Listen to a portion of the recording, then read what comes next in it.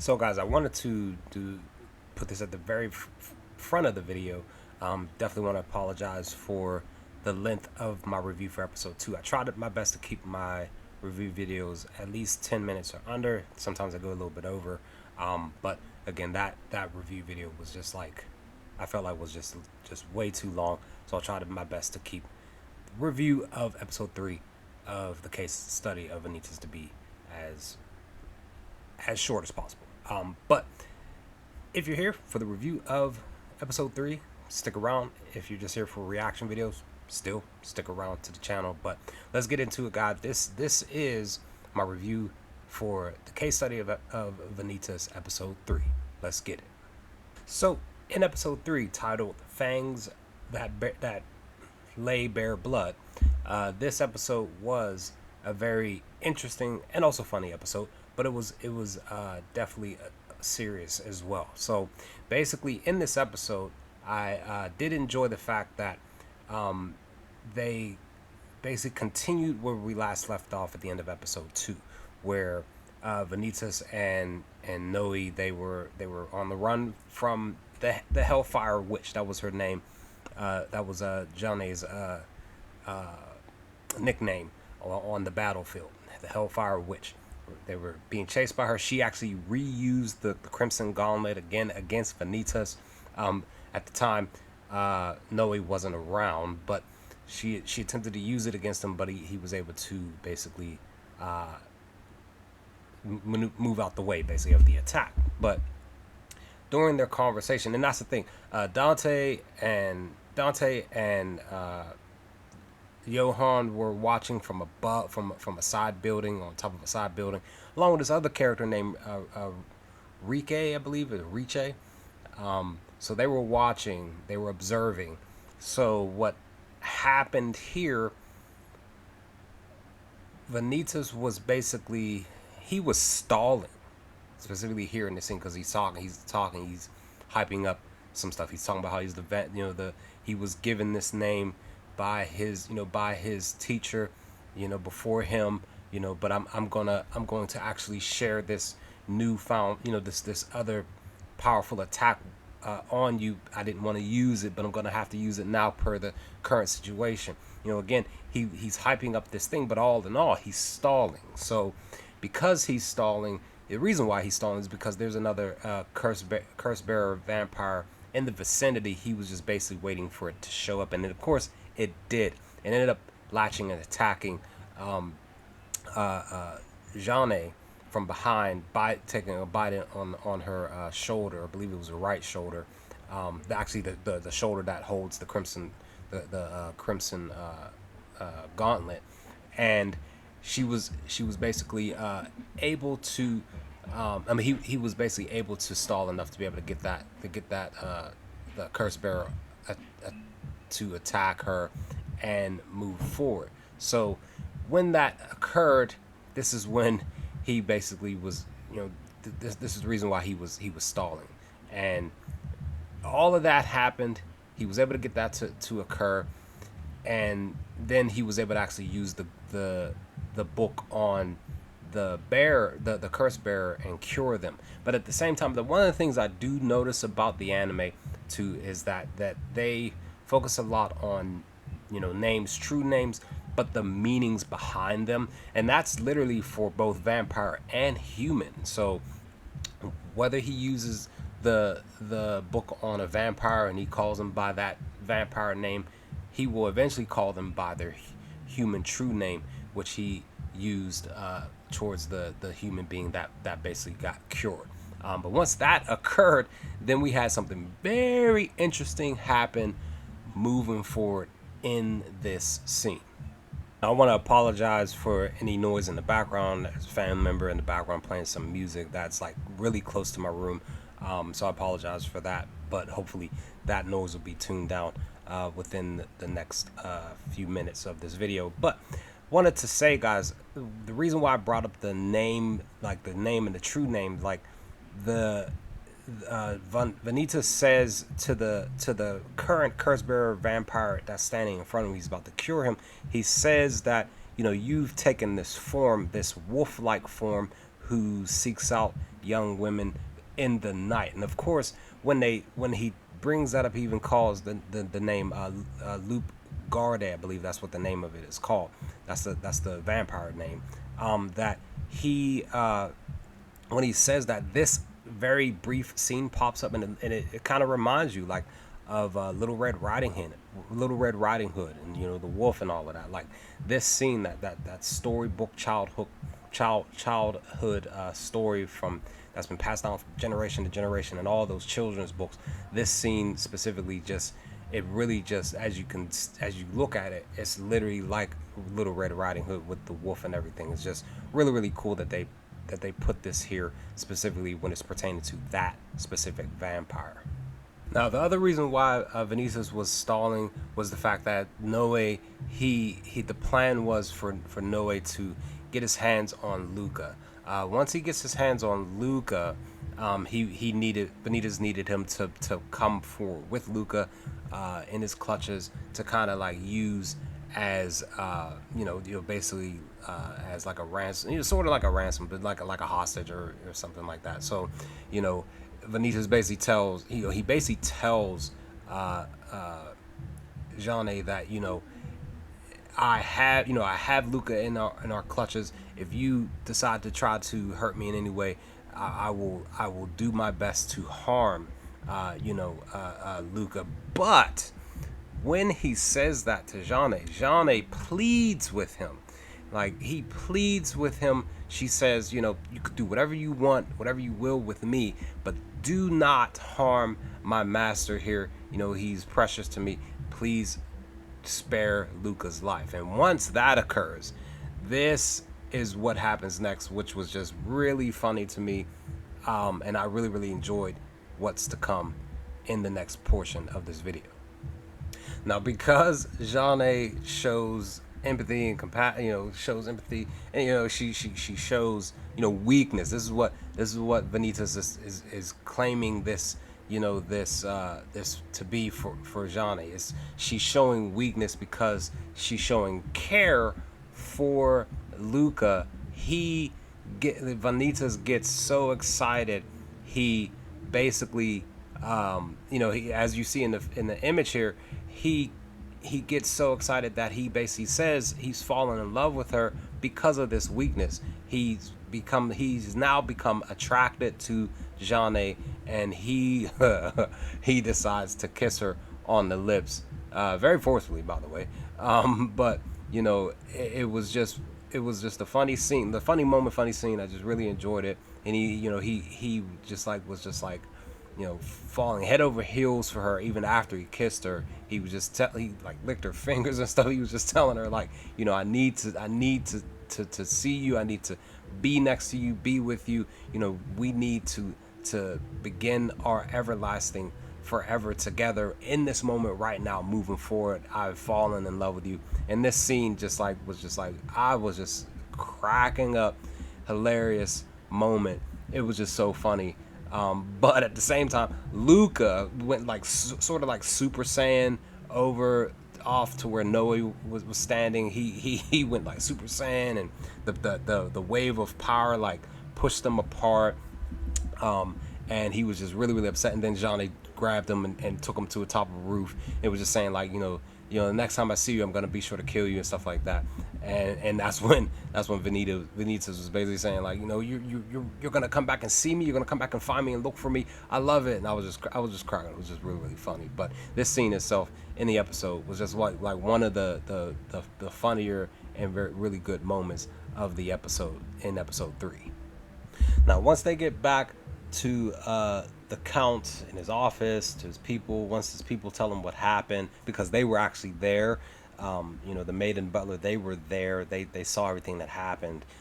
They explained to the Count. He said that he said, I believe some of the stuff, not all of it, but I still, I'll accept the information that I got. But basically, he just told, he told Vanitas and Noé that he wants to keep an eye on them. He's not going to execute Amelia. He's gonna keep an eye on her as well. So basically what he's saying is he's gonna be sure that they have a place to stay here in Paris. They're gonna be here so he can keep an eye on them, on all 3 of them, Funny moment that Vanitas that Noé and Vanitas had where the count said that you're talking to, I believe he was more so talking to Noé than Vanitas, but he was saying like like aren't you his caretaker, talking about Vanitas, aren't you Vanitas caregiver? But Vanitas tried to turn around and say, yeah, I'm Noe's caregiver. So with that, they pretty much accepted this, but at the same time, because Amelia ends up showing up later on, like maybe a couple minutes into the scene, she shows up in that couch, sitting on that couch there. Some key stuff starts to occur and happen conversation wise, where they start talking about some really interesting stuff when it's pertaining to the vampires, when it's pertaining to their journey into becoming vampires. Vanitas basically talks to them and tells them like there's some stuff that I find I found out per the patients that I've been tending to, is that just before they turn into vampires, they encounter a thick fog.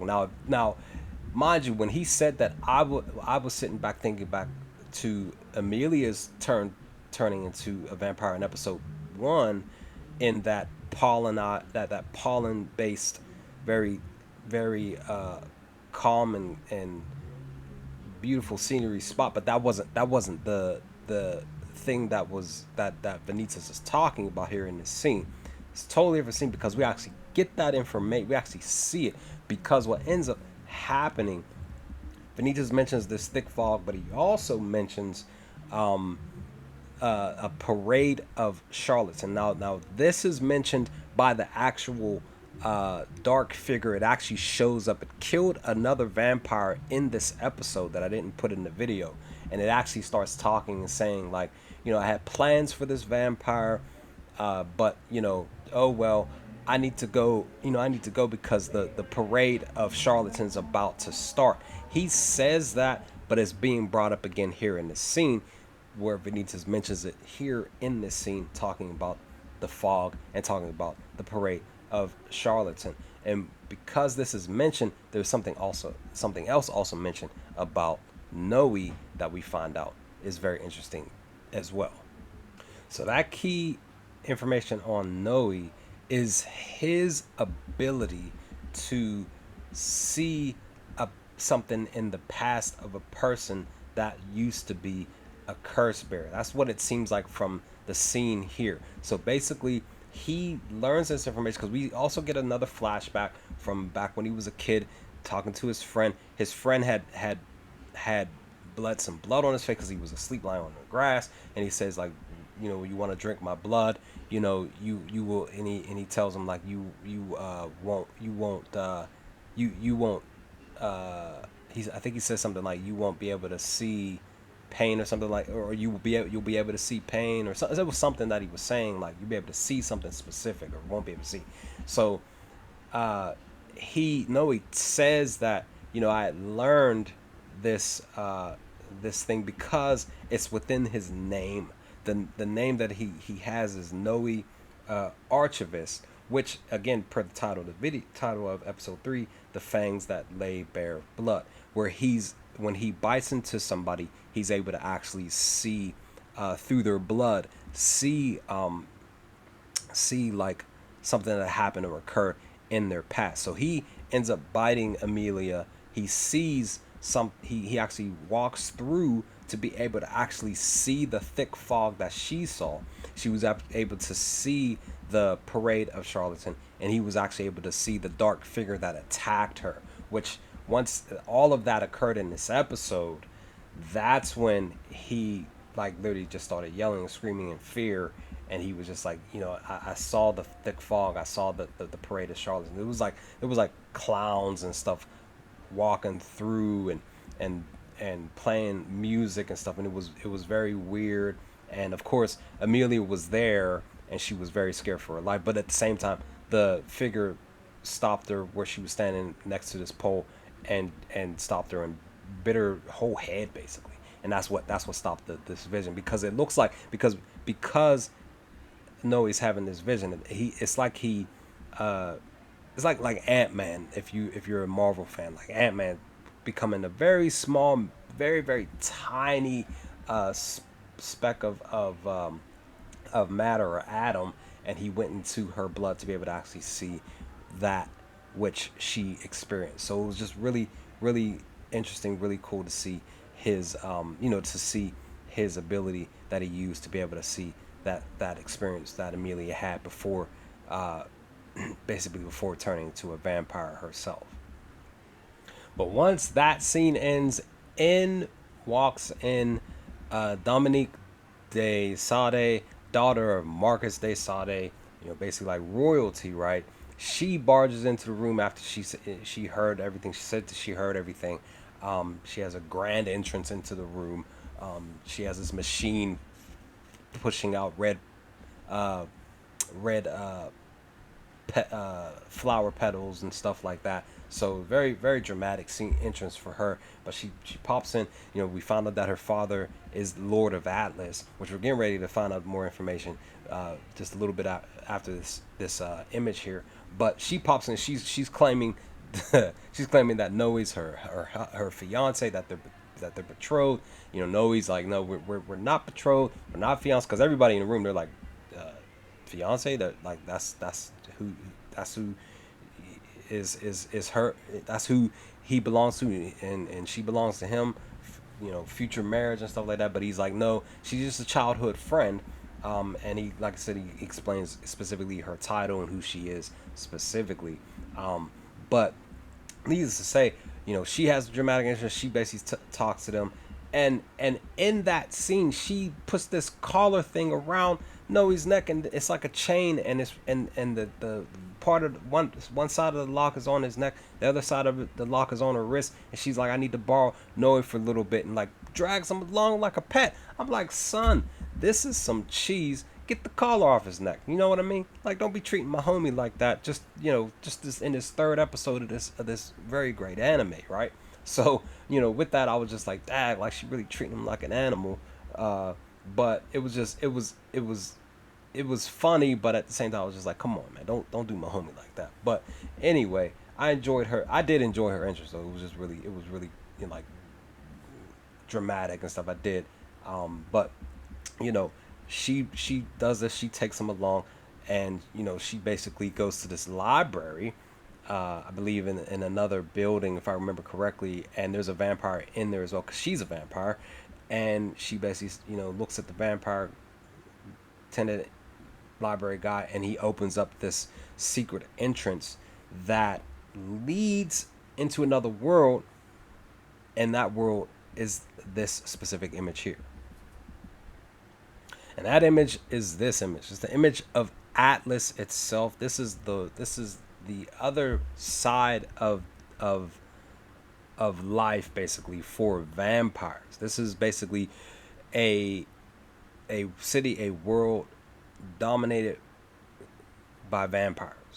Like, literally every person in this place is a vampire. That's basically what it is. And looks like a web that's like a barrier. Vanitas had mentioned this in episode 1, I believe, but he was talking about some specific vampire escaping through, not escaping, but getting through the barrier that separated the vampire world from the human world. And that definitely has to be that shadowy black figure from episode 1 that got to Amelia, which also did indeed get to where we get that actual visual, that key visual stuff here in episode 2. But this is Atlas. But at the same time, Vanitas was able to get through the barrier. As they were traveling to get through the barrier, through that secret entrance of the library, Vanitas was able to get there. But Noé was basically telling him, like, no human can get to the side of to get to Atlas. Basically, he was just saying that. But Vanitas said, I've been here before, and he said, I learned that the only way that a human can get to Atlas is by touching another vampire. And he was like saying, like, good thing you grabbed me when I did jump through that portal. And that's the thing, because Noé was holding on to his wrist at the time. So, you know, we get this very beautiful scene, by the way, I want to say. Get the scene here of Atlas and all of that, and we see, you know, that this is vampires' world, their living space. This is where they do their thing as vampires and stuff. So, you know, just all in all, I just really just like the view, and I'm looking forward to episode 4 to come when it's supposed to drop tomorrow, because I did my review video of episode 2 yesterday, and I'm getting this review video out for episode 3 today, just to prepare for episode 4, because this anime has definitely intrigued me a lot, and I really am a fan of vampires. So, you know, this anime has definitely got my attention, and I enjoyed everything that happened in this episode. The pacing and everything in each episode has been just like fluent. I just been enjoying it, and again, you know, definitely the scene between Vanitas and Jane was just very, very hilarious. It was very funny. But that's my review of episode 3, guys. What did y'all think of episode 3 when you sat down and watched it for the first time for yourself? Leave some comments in the comment section below. What did y'all think of this video? Again, I'm trying my best to keep these videos under 10 minutes, but it seems to be hard because I'm kind of like sort of doing scene for scene. But I'm going to do my best to keep working at trying to make these videos as short as possible. But with that, let's talk about some things in the comment section. Feel up to it, and I will talk to y'all next time with more The Case Study of Vanitas. Peace, guys.